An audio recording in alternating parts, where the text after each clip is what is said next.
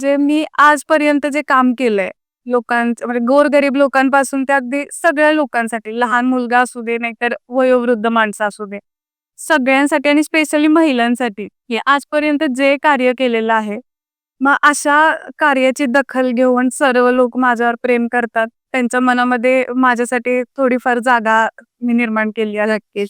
आणि ही जनता सर्वात महत्त्वाचं म्हणजे ही जनताच माझी ताकद आहे. क्या बात है! राजकारणापूर्वी किंवा म्हणजे सार्वजनिक जीवनात तुम्ही प्रवेश करण्यापूर्वी तुमच्या कुठल्या अनुभवामुळं तुम्ही नगराध्यक्ष पदासाठी सर्वात योग्य आहात असं वाटतं? याचं उत्तर मी असं देऊ इच्छिते, की नगराध्यक्ष पदासाठी मी योग्य आहे की नाही, हे संपूर्णतः आमचे नेते खासदार श्रीमंत उदयनराजे भोसले ठरवतील आणि त्याचबरोबर आपली सातारची जनता ठरवेल, की मी योग्य आहे की नाही.